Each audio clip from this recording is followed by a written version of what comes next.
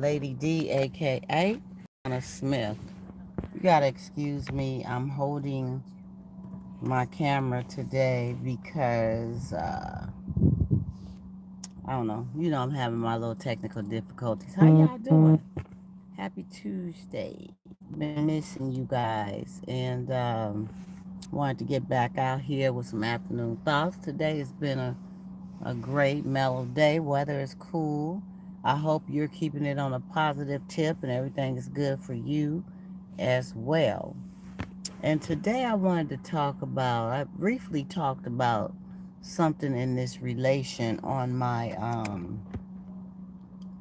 sun is in my eyes on my show on Sunday regarding lusting after someone and or just checking them out. You know what I mean? Some people call looking and thinking in terms of how delicious one looks is lusting. Now, where I'm trying to take this is, let me put this on for a minute because the sun is in my eye. Um, if you have a situation where you're in a relationship with someone and you see something that looks delicioso, if that's a word, delicioso. Um, and with the springtime, summertime heat, it brings about less clothes and it brings about a lot of delicious visuals.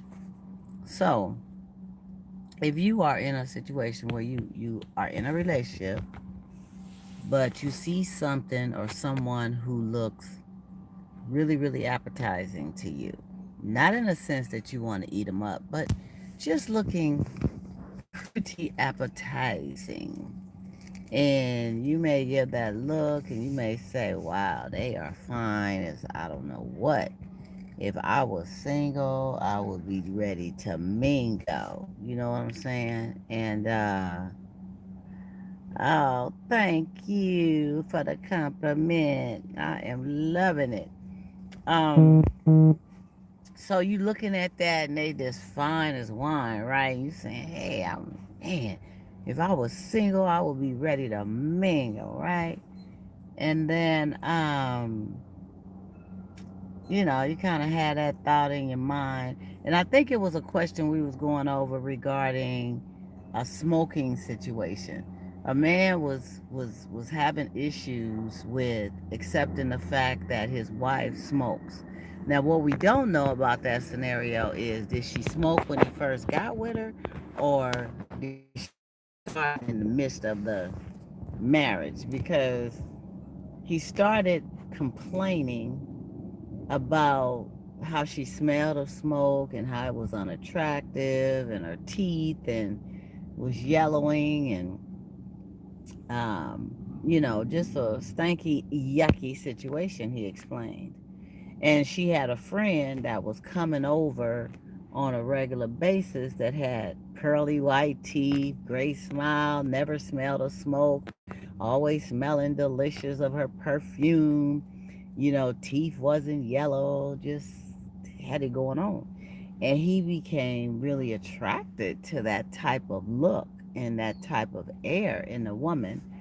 And some was saying that brother was lusting for another woman and he was married. And so it just raised an interesting question and topic for me to discuss, because if we find another attractive in the way that we may want our mate to be, say for instance in that situation, he wanted his mate to not smoke, to smell better, to teeth to look better, things of that nature. And when he had this woman around that had all that, of course, he became attracted to her. Now, he loved his wife. He wanted to stay in that situation with his wife, but he knew that smoking, was a very unhealthy thing and it could very well cause issues in their relationship. And it also causes physical ailments and looks too. So he wanted her to stop. And apparently, wifey didn't want to stop. She kept on. So folks were saying that for him to even go there with thinking outside the box and, admiring another, that he was lusting and he had a lustful spirit, and that in itself was wrong, being a married man. Now, I must agree, and when you're looking at it from a moral standpoint, you, Oliver, thank you, Oliver D.W. Fields the third. You are appreciated. Yes, you are. Thank you for joining in too. Um, you know, the world is made up of many. We have beautiful people inside and out. We have beautiful people only on the outside and ugly on the inside. We have beautiful people on the inside, but they're kind of tough on the eyes on the outside. We have a mixture of things going on. So therefore, if you are involved with someone married or in a serious relationship and you find another attractive in some of the ways that you want a mate to be, and perhaps the person that you're with used to have those particular qualities and then lost them along the way. Say, for instance, and this is man or woman, you're married and you married this person 20 years ago, 15, 20 years ago. They were a nice little healthy size and kept themselves up on a physical note, and was very active and things like that. As they got older, they got a little less active. They put on a lot of weight and blah, blah, blah, blah. Now, maybe one partner has gained and the other one has kept things pretty solid because they work out and they do what they do to keep their weight cool. So, the one that has, gained all the weight, of course, the healthier may have some things to say or may try to incorporate this person into exercising with them, and this person is probably not even trying to have that. No, I'm good. I don't want. Yeah, thank you, but bye, boy, bye. You know, and they don't want to get down, so this person is just sitting there, just unhealthy and obese. And so when this other person goes to the gym and they see these health conscious people, they see these better figures, this healthier lifestyle, and this and that, it becomes more attractive to them. Even though they love who they're with, but it's an attraction. So is that lust? See, I mean, lust, you can open that up into different angles, I feel. When I think of lust, I'm thinking of one that, and this is just my own opinion, you could have another outlook on it, but I'm thinking in terms of one is lusting after another in a way of wanting to clap with them. You know what I'm saying? Get down on a physical basis with them. They are having lustful thoughts of, you know, being in that bedroom with them, things of that nature. That's how I look at lust. But they say, and biblically, if one is to, lust in their mind or their heart towards another, meaning that you are highly juicy attracted to that person and you are married or you are with someone, that's a lustful spirit. You are absolutely out of pocket. However, being human, and I'm not questioning the word of God, but I'm just saying, being human and sinful creatures as we are, human, we have this desire and attraction for the opposite sex in a lot of ways. And men are very, very visual. Men are very visual, and they look at they look at the physical sights of a woman, and it literally just turns them on. And I'm not saying that women don't, physically look at men in that way, because you see a man with a six pack or some tight biker shorts on walking around the lake or the beach, and don't tell me that woman ain't gonna have her glasses on like this, but her eyes is going like, ooh, ooh, ooh. That's why I say in the summertime, when people go out to these outdoor concerts, they want to keep their glasses on the whole time. It could be almost raining, and they got their glasses on, because see, your mate can't see you if you keep your head straight and your eyes is on the swivel. They can't really see it because you got your glasses on, right? They can't see you, doing all that. They just see you looking straight ahead. It really, you could be looking at them and looking 10 other ways, but you keep glasses on. But anyway, I just want to throw that in there. So, um, to look at another and desire them in a way of non-sexual, but just to admire, let's say not desire, let's say to admire perhaps the beauty in that person, or to admire the sexiness of that person, or the conscious attitude of that person, because they are keeping themselves focused physically, they are keeping their hygiene intact, they are keeping themselves focused healthy, which, they're more conscientious of what they put in their body and their temple and their vessel. And cigarette smoke is like, ugh, the worst. It definitely kills you. And if you are not a smoker and you are around a smoker, that secondhand smoke will kill you.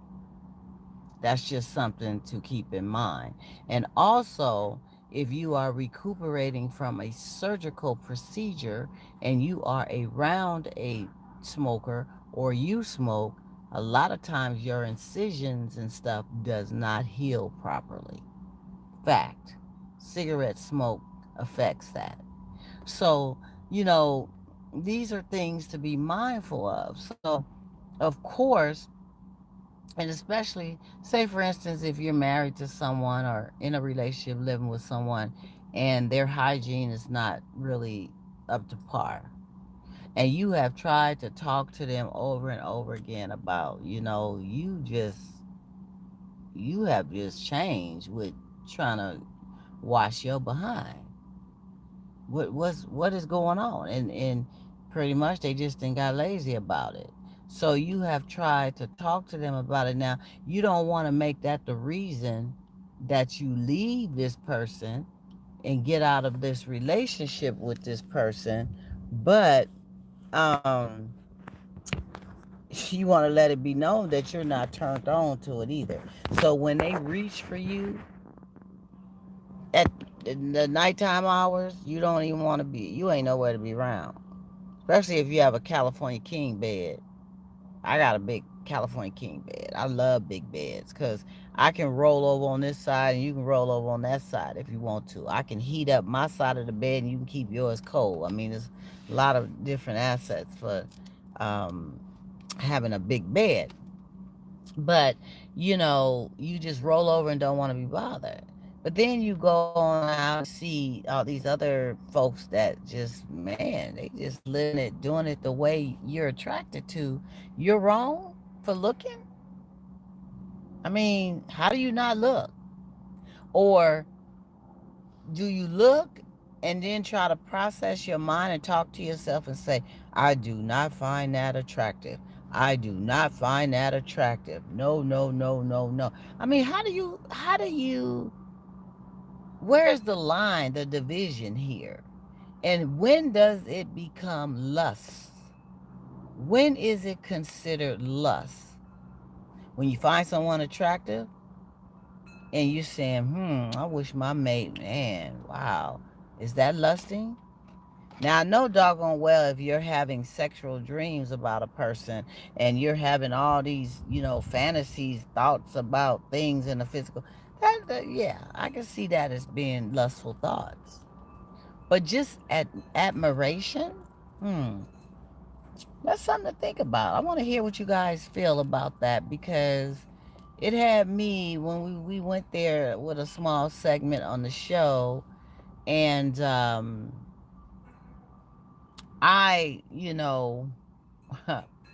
I see you, Oliver. Fine as wine. You know, they say good wine gets finer in time. It ages, but it gets fine as wine in time. However that goes. That's right. Let's keep it right. Let's keep it tight. So, it's a matter of morals, and it's a matter of how you want to perceive and look at it. Think about the times that you have been very much attracted to someone, but you were married or you were in a relationship. You still went home to your husband or your wife. You still, love them dearly. You may have even thrown hints.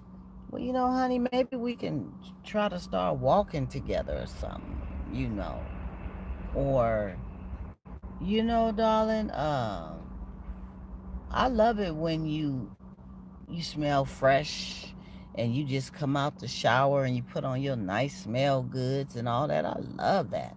Or I love it when you haven't been smoking for a while and I don't smell all that, and you go to the dentist and your teeth is white again, and and you taking care of yourself in that way. I love it. So you have to find a way to let a person know that you love. Hey y'all. Hi. Video time. You have to let a person know that you admire what's going on. Hey sugar. You admire it, and that you are okay with the fact that they are who they are. Excuse me, you guys. I'm in the car doing my afternoon thoughts. Excuse me. I'm not trying to be rude, but I'm still on track. I got people, co-workers walking by, taking their lunch breaks, and they know what I'm doing. But folks still gotta say, "Hey, what's up?" But you have um, you have people who they go home and they are trying to throw these hints and this conversation towards their mate because they find attractive what they find attractive. And this could be a mate that you may have started off one way with. See, as time go on, sometimes people get complacent. Sometimes they get just comfortable with the fact that we're going to be together forever. I love you, you love me, and boy, hush, or girl, hush. You going to love all this, belly and all. I know I didn't have it before I got with you, but you going to love it anyway because you still here, and I've been with you for 20 years. We just gonna grow old and grow big or whatever, or grow whatever together, right? And sometimes folks get complacent, and they take for granted that it's okay to let it go any kind of way. Now, I mind you that most of us do change as we age in some regard. Something is going to change and be different. You try to work on what you can to keep things halfway right, but certain things is the obvious is just going to be there. You're going to get gray hair. You're going to lose your hair. You're going to get a little bit of stomach sometime, and you may not have much of nothing else, but things happen. But you need to do what you got to do to try to keep yourself in a healthier state. So a mate coming home and throwing these things out because they found that attractive in another person, is that lusting after that other person? Are they wrong? Should they not come home and compare? Remember, people are everywhere. It's like a big kid in a candy store. There's all kinds of Skittles and different colors and sizes and tastes and all that is in there, right? So Are you supposed to just close your eyes and act like you don't see them? Or are you supposed to exercise self control and discipline to the point? Now, the self control and discipline, mind you, yes, that should be exercised instead of you executing what you're feeling and what you're going through in the moment. So, if you see something that's visually appetizing and delightful and you act upon that and you try to get a number, you try to get an email address, you try to get a Facebook address, account, Instagram, whatever, all this, Twitter, whatever it is, to stay and connect with a person.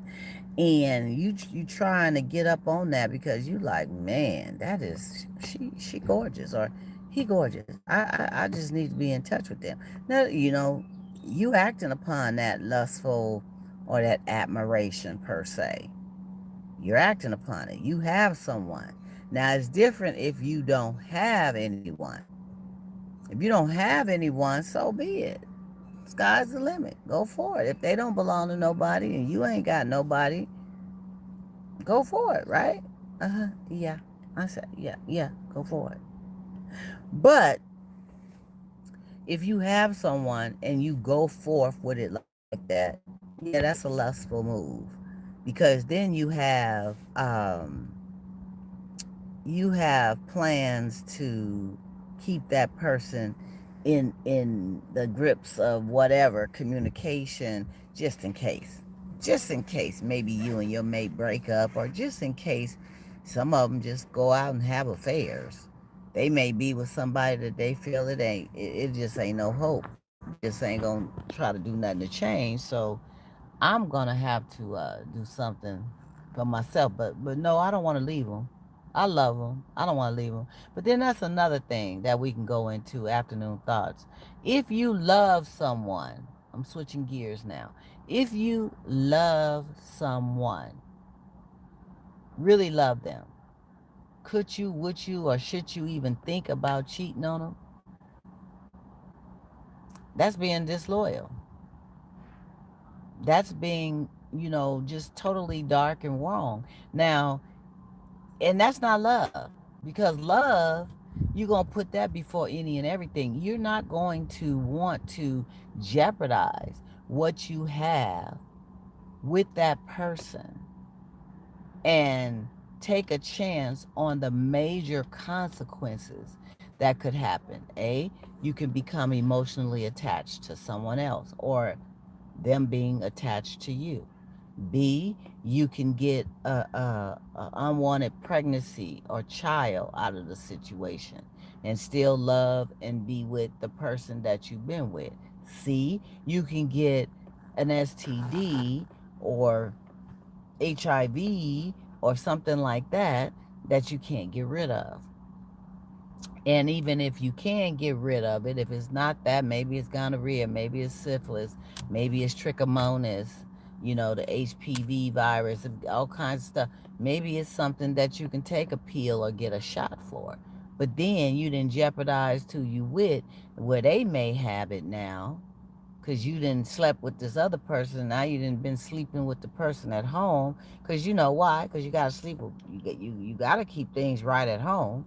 So you can't stop sleeping with them at home. And you may have slipped up and didn't put on your Jimmy when you was out there messing around. Or women, you may not require him to put on one because neither one of y'all had one, and you had been drinking and you wasn't in your right mind, and things happened, and boom, now you got to take these pills for 7 days. So you got to tell your mate you can't even touch me for 7 days.